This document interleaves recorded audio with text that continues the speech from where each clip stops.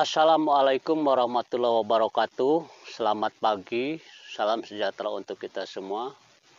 Baik sahabat tani, di sini saya akan berbagi pengalaman tentang budidaya bawang merah.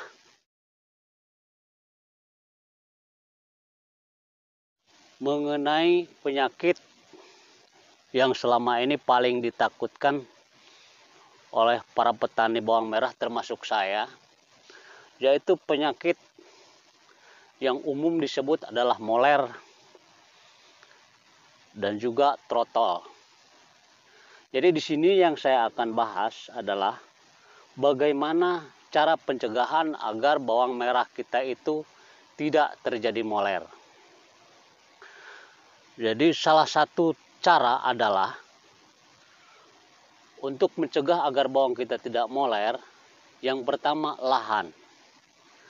Jika lahan kita sebelumnya sudah terkena ataupun sudah ditanami bawang, kemudian bawang tersebut kena moler, kemudian kita tanami kembali bawang, otomatis bawang nanti akan terkena moler, termasuk di sungkup. Walaupun di sungkup, kalau lahan awal sebelumnya sudah terkena moler, bawang merah sebelumnya sudah terkena moler, kemudian kita tanami lagi, walaupun dengan metode sungkup, dia akan masih terkena moler. Jadi itu menjadi penting, bagian yang terpenting lahan. Kemudian yang kedua adalah bibit.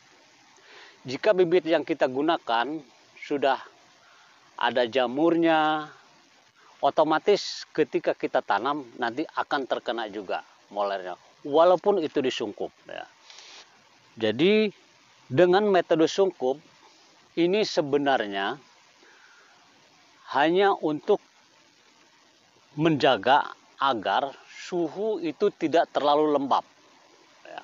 Karena dengan kelembaban ataupun kelembaban tanah yang terlalu tinggi, otomatis bawang akan terkena penyakit moler, mau disungkup ataupun tidak.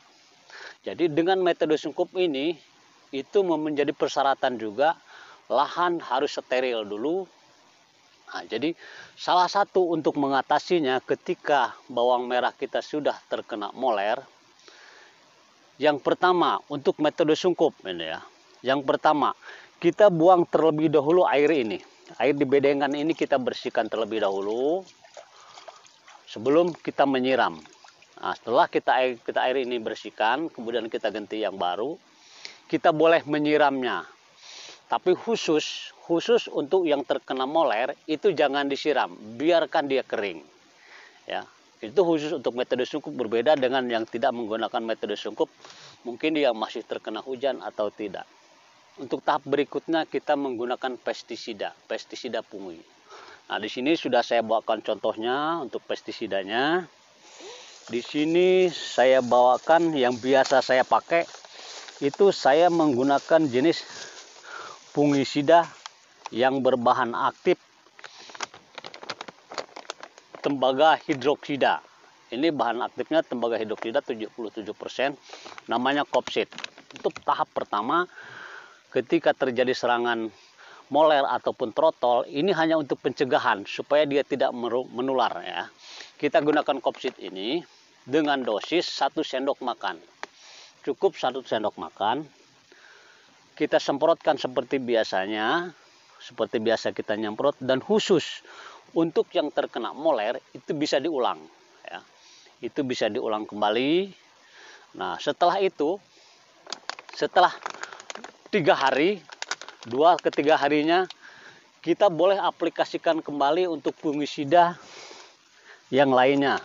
Dan yang biasa saya gunakan itu ini adalah 2 bahan aktif sahabat tani ya. Jadi biar petani tidak bingung apa namanya, kemudian mencarinya kemana. Di sini saya gunakan yang 2 bahan aktif, yaitu bahan aktif Pamoxadon dan juga bahan aktif Simoxonil. Jadi 2 bahan aktif ini bagus untuk menghentikan, bukan menyembuhkan, untuk menghentikan penyembuhan penyakit moler pada bawang merah ataupun trotol. Jadi bahan aktif Pamoxadon dan juga Simoxonil ya. Nah, untuk dosisnya ini cukup 1 sendok makan saja. Nah, jadi tidak perlu banyak-banyak, kalau terlalu banyak karena nanti overdosis beresiko juga, apalagi yang tembaga hidroksida ini.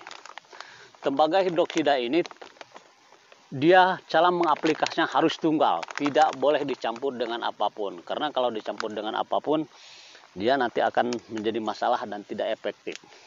Di sini saya akan ceritakan juga kelebihan dari metode sungkup ya. Karena metode sungkup ini itu sangat-sangat menjaga kelembaban, bisa menghindari dari kelembaban yang terlalu tinggi, terutamanya di musim hujan. Makanya nanam bawang merah dengan metode sungkup di musim hujan juga itu sama, akan lebih efektif. Bahkan juga, nah ini contohnya punya saya, ini hampir setiap hari di sini hujan, hampir setiap hari. Tapi karena disungkup, kondisi tanah masih stabil ya. Penyiraman masih tetap kita lakukan rutin. Kalau memang posisinya mendung terus, ya mungkin bisa jadi 3 hari sekali. Tapi kalau posisinya panas, biasanya 2 hari sekali saya lakukan penyiraman.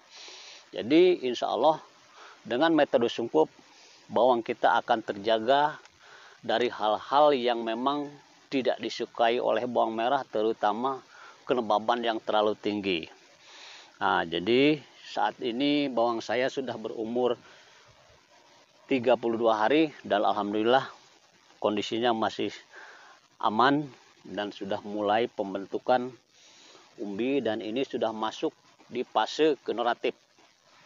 Baik sahabat tani, di sini perlu saya jelaskan juga cara melakukan penyemprotannya. Ketika kita menyemprotkan ini ataupun yang bahan aktif yang itu tadi, itu usahakan menggunakan nozzle atau mata semprotan itu yang kipas ya. Usahakan yang kipas. Karena dengan yang model nozzle-nya kipas itu akan lebih efektif dan dia akan lebih mengena ke bagian-bagian mana yang belum.